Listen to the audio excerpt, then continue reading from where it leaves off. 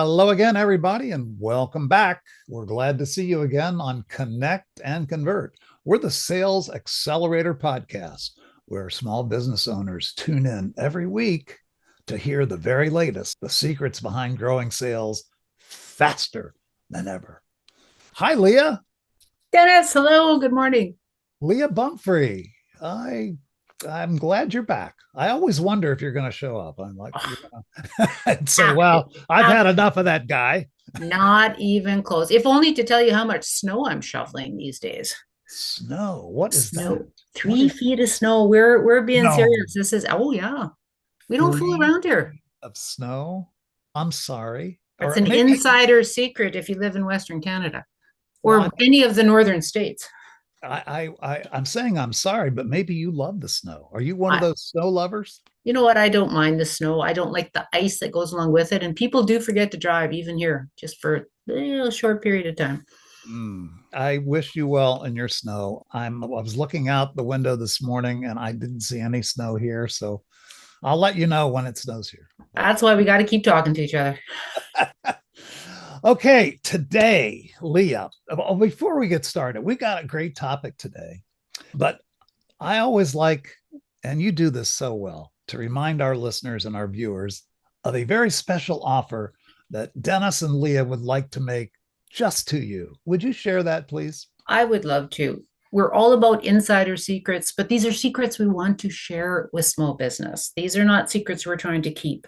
And in order to do that more fully and more specifically for your business, send an email, leahbumfrey@wizardofads.com or denniscollins@wizardofads.com, and let us know when you have time. We'll arrange a time so that we're able to set up a 60-minute discovery call to either go deeper into a topic that you and I have talked about or a different topic where we might be able to help. And then we'll see, there might be opportunities for us to work together beyond this, Yeah, this podcast. there might be. And, the only way to find out is to talk. And we don't love to talk as much as we love to listen.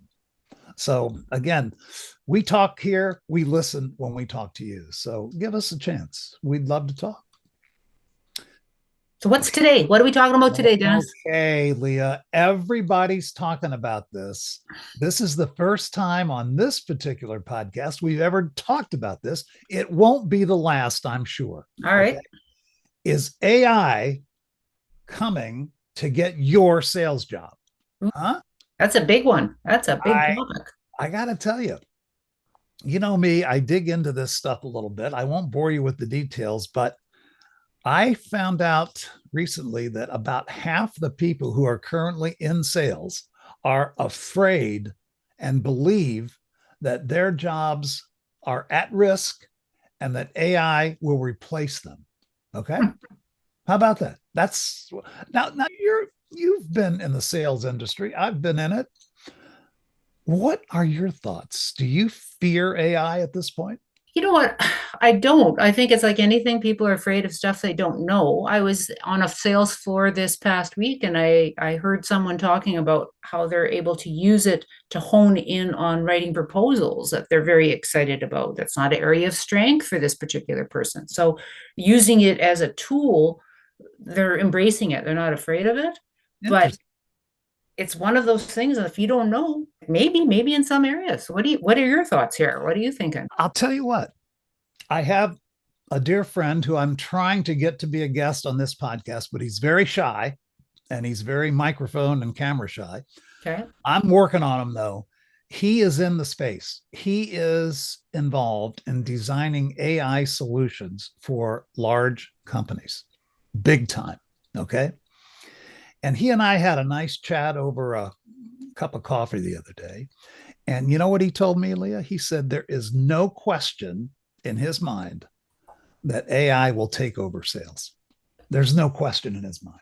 The actual sales portion of it. That The actual sales portion. Let me tell you some of his thoughts. First of okay. all, we all know that AI can process amazing amounts of data, right? All I right. mean, if you have customer data scattered here, there, everywhere, it can organize that and make some sense of it. AI is also expert, expert at providing communications and follow-ups, like email cadence, like responses, keeping track of who you talk to and when, like a CRM system. It can take your CRM system and enhance it. Are you ready for this one? He tells me that AI can predict customer behavior. Yes, predict Ooh, I customer don't know behavior. if I buy that. I don't either, but I'm telling you what this guy said. He said it could predict customer behavior and purchasing patterns. Now, I challenged him a little bit on that, Leah, because Okay. I also, said, nah, I don't know about that. He said, once it is trained, it's not intuitive. It has no, intellect. It is simply taking the training that you give it and saying, here's what my normal customer does, and put thousands of data points in there. And then it can take all those data points and say, here's what your most likely customer is here's how your most preferred customer is likely to behave or Okay, is but like. I saw Terminator, the good one, the only one that counts. Skynet, I do not believe is coming for sales jobs. I think it's coming to enhance sales jobs. I think it has what you're describing, the ability to get rid of the parts of it that I really don't like doing and I never like doing. Yeah. The detailed part of it, that's not my biggest strength. Okay. Let me try this one on you. Did you know that in your very beautiful country of Canada, there has been an experiment recently by a giant retailer by the name of Walmart? I'm I've sure you've heard of seen them. that. I've heard of them. Guess what they're doing up in Canada? They have debuted an AI tool to negotiate deals. Okay. Oh, From their vendors. Okay. So you're a vendor to Walmart okay. and you're in a negotiation. Maybe, what are those little, the carts? You get the cart when you go into Walmart to put your stuff in. They got to buy those carts from somebody, right? Okay, yeah, yeah. So they go on, they get into a negotiation, and those negotiations for things like those cards are now done totally by AI. Human sellers, like you or me, human sellers are talking with an AI bot. Okay. Okay. Guess what? Here's the thing that surprised the hell out of me. Okay. First of all, the bot negotiators are getting 3% better deals than human Oh negotiators. my goodness. And even more, when you ask the seller, the live human seller who's dealing with the bot, who do you prefer, the human negotiator or the bot negotiator? Guess who they preferred? I'm gonna go and say the bot based I on did. I the set that smile on up. your face. I set that up incorrectly. Yeah, I gave that one away, didn't I? Yeah. But the 70. question is why? Is it just making it easier on them? Is it quicker? Can they do more? By the way, it's not a few of the vendors. 75% of Walmart vendors prefer to deal with the bot. Okay. So what's the deal with that? Why? Here's what again, this is still under study and under research. And you know me, I'm constantly looking for the latest and the greatest. But here's what I've pieced together so far. Yeah. The bot doesn't get distracted. The bot doesn't have other emotional issues. And, it is a budget is plugged in, a specification is plugged in, and the bot is a machine. It works towards fulfilling those goals. That's why they complete negotiations. That's another thing. They complete the negotiations much faster than humans. So, Dennis, So, producer Paul, I was waiting for Paul to jump I in. knew because this gentleman is one of the few people I know who is an expert at AI. Please chime in. so I've been sitting here for a while going, yeah. And I agree with both of you in many different ways, and I'll get into that in for just a minute. But I have a question, or I have an observation. You're talking about B2B right now. That's correct. What about B2C? I am not aware, sir, of any studies or any experiments that have even been done with that. Are you? Maybe you know some. I actually am not. I have not looked into it in depth. I have come. I'm sorry. Let me restate that. I have seen some, but I haven't gone into it in depth. Yeah. I think, okay, so here's another. Let me say it this way. Sales is sales is sales. Okay. B2B, B2C, sales is sales. So if it can work in B2B, why couldn't it work in B2C? Good question. And I just think that there's some of the nuances that it wouldn't be able to catch some of For instance, what couldn't it catch? AI is smarter than all of us combined. No, not necessarily. No, I disagree. Yeah. No? But it isn't smarter than us because we are providing the information to it. We are feeding the beast. We are doing it. Humans Correct. are doing it. Now, it It has can a only better be as smart as we memory allow it. and being able to see chaotic systems be put together and understanding that, yes, it is better at that. Absolutely. And that's where its advantage comes in, is the ability to take that memory and go, okay, how can I apply this to this situation? I mean, there's intangibles. Think about hiring. If you left it to AI and you gave, this is what you're after, this is what you need, this is some of the intangibles about a salesperson's personality that just might work in this setting or in that, or, you move them to selling this particular media from there. I don't know that AI has that degree of sophistication to figure it out. I'm not saying that people do either. I was just going to ask you that. I know a lot of people who can't do that. Yeah, but I'd rather get mad at me for doing it wrong than have to throw my computer away. You've almost done that like 5 times since you know. Oh, it's happened a few times. So the reason why I don't think it will replace B2C, I can see it more in B2B, is because the fact that you're dealing with a whole different set of generations, set of knowledge seekers, set of backgrounds when you're dealing with B2C. Because you're talking, people who may be 70-year-olds versus people who are 30-year-olds, and their comfort with technology or comfort with dealing with humans or using computers to buy, let's say, an HVAC system.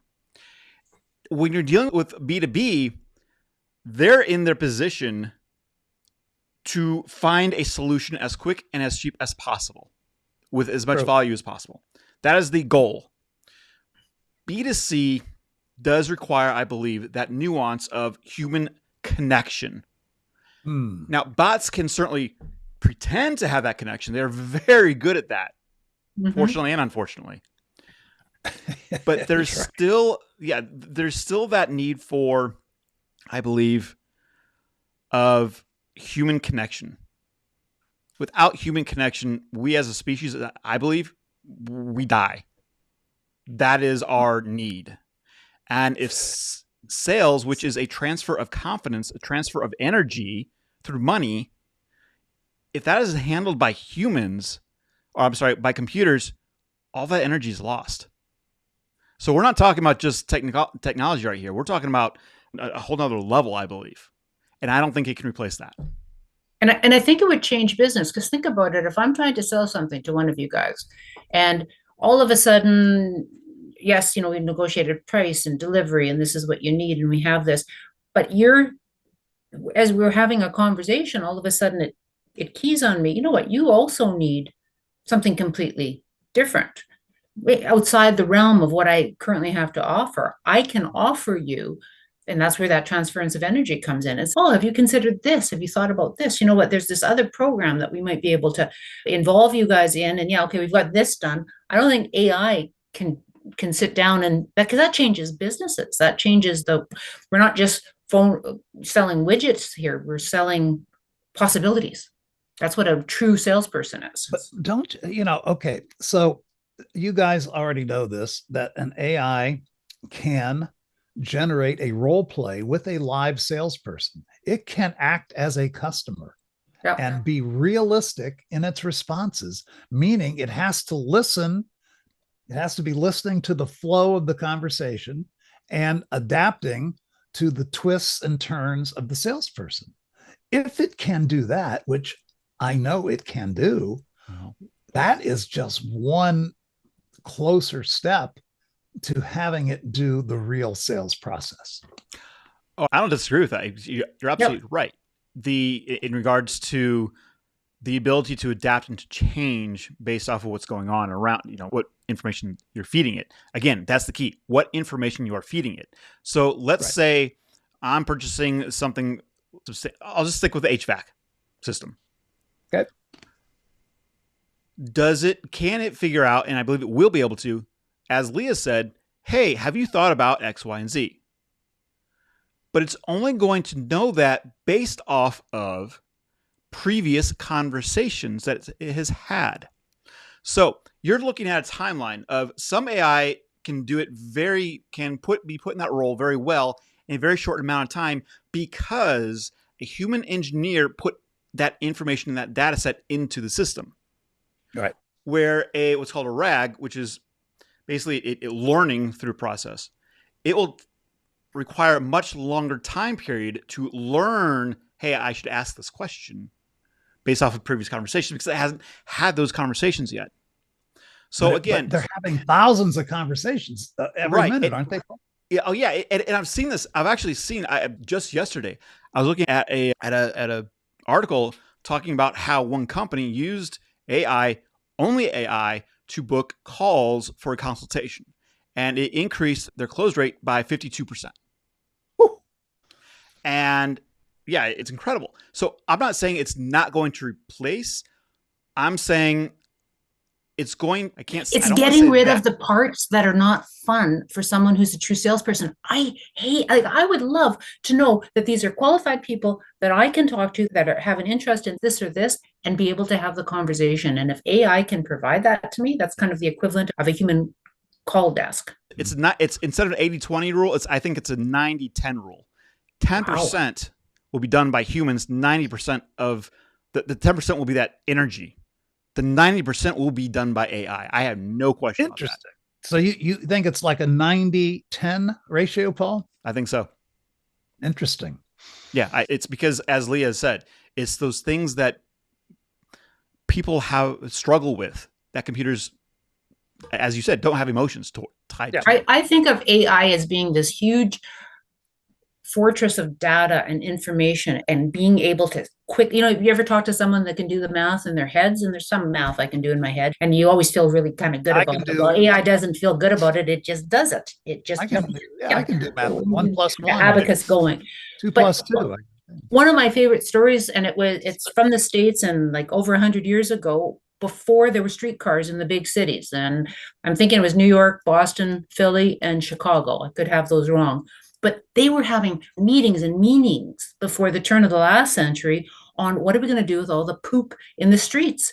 Too many horses. We're growing too fast. There's too much poop. We can't hire enough people. And they were having conferences and they spent thousands. And in those days, that's a lot of money, of dollars, figuring out what to do with it, when all of a sudden there were streetcars.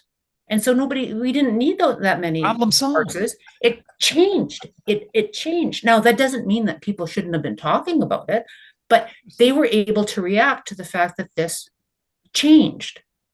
AI would still, without human input, would still be going, no, we got to figure out this horse problem. No, we don't, because the horses are gone. And until someone told him that, and I say him because AI's got to be a guy. Oh, really? That's interesting to hear from you, Leah.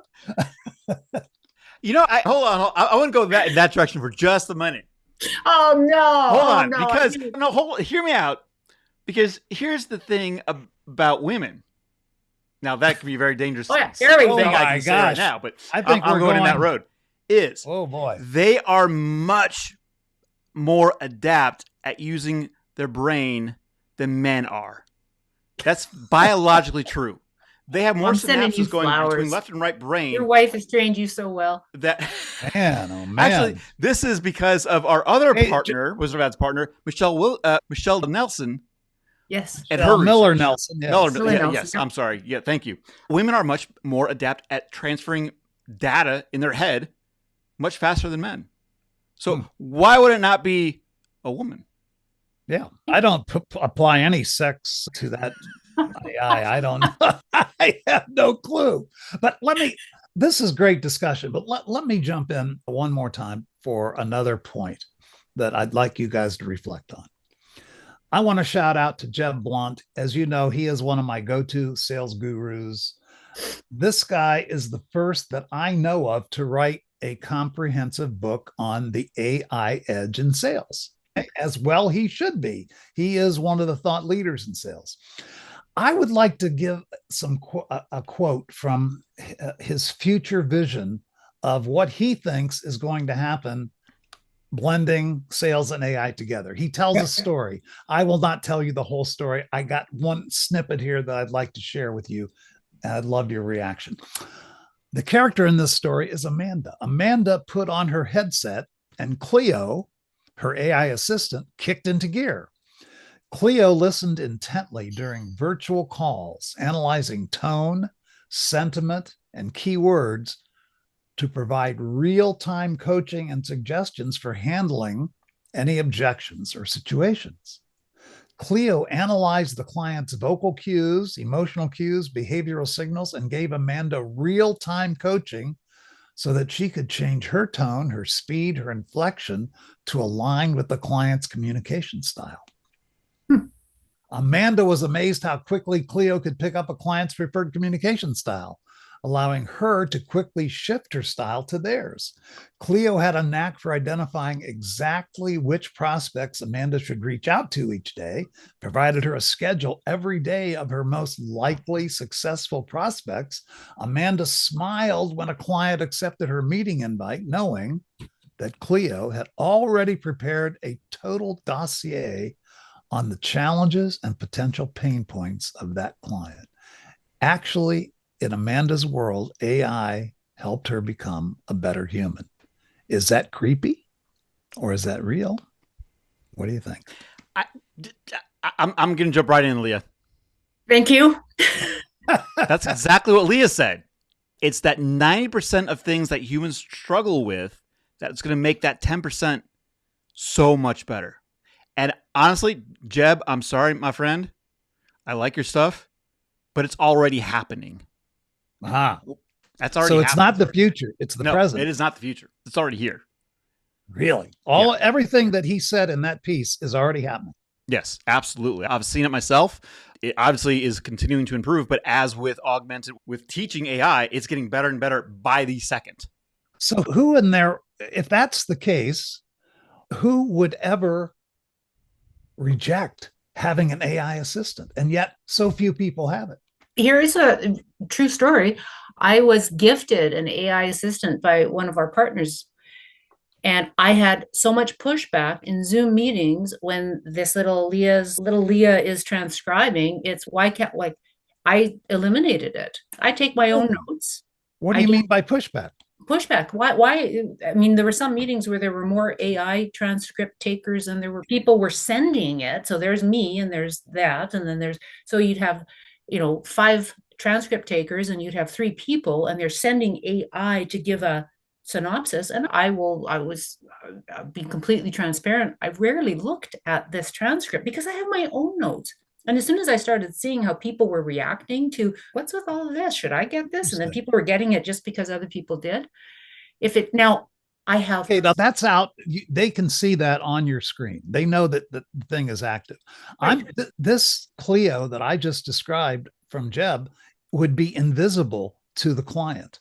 It's working in the background. And that's positive. That can be very positive. So my wife is in information technology security. Right. And anytime I say, she freaks. I don't even have to say the word or the initials, because there is absolutely some security challenges that go along with AI and privacy concerns. And there is no doubt about that. I mean, there are some laws where you cannot record somebody else unless you have their permission to 2-person state. Some are one person. Depends on the jurisdiction. Yep. Yeah, exactly. We're in that time period, and I'm going to get a little bit on my soapbox here. We're in that time period of a shift, as Leah said, with horse carriages and vehicles and such, and ICE vehicles. Both of you have read the book Pendulum and the swing between me and we. Right now, in just before we get into 2025, or as we're listening to this, probably 2025, we are still about 7 years to the zenith of the Wii swing, which means for the next 7 years, it's going to be hell. But what the fourth turning is, which is what we're in, it is a complete reset on society. There's going to be a lot of changes. And I believe AI is a major shift in everything, in policy, in economics, in just the way we live. AI is a big thing. But along with that comes privacy concerns. It's another shift that we are as humans going to have to consider and realize. So there are so many things that are changing right now that are going to have a long-term effect. AI is one of them, no doubt. So, Paul, I opened my computer the other day, and the first thing that came up on my screen was this huge ad screaming at me with bright red headlines. It's time to fight AI with AI. Wow. I didn't even realize there was a battle on. But somebody is trying to convince me that I need to buy something to enter this fight. Quote, our solutions are your ultimate defense in an AI first world. It kind of sounds similar to what you were talking about. AI accelerates your attackers. Outsmart them with our precision AI product. Wow. I mean, what do you guys think of that? AI has got to be a tool. And if it becomes an AI versus AI, nobody's learning. I have no problem with spell checking my spelling. But have you ever read something where you know that AI wrote it for someone because they said, write me an essay on why it's better to live in a snowy climate than in Orlando? Like, you can have AI write that. And every day, all day, many iterations. they will base some of it on our conversations, Dennis. But it's about it being a tool. For example, and I will use this as this will blow you guys away. If we had AI monitoring our podcast, it would have pulled the plug on us about 10 minutes ago in this conversation. You think so? Yes. And we would have lost some of the nuances, some of the little bits that Paul threw in there, the casual smile of Dennis, Leah getting outside of her screen, all of these things. We don't want that to happen. You're right. Instead, Leah. What? You're right. Yeah. So instead, I'm going to say we now have to answer a question of one of our non-AI users. Okay. I was about to say, is it an AI question or? It's not, it can't be. This is a question about sales training budgets, Dennis, and I am going to pass this to you because you have worked with sales training and with budgeting. For years, you had how many different sales teams that you brought to incredible success? What do you use to base your sales training budget? Is it sales? Is it people? Is it where you're planning to go?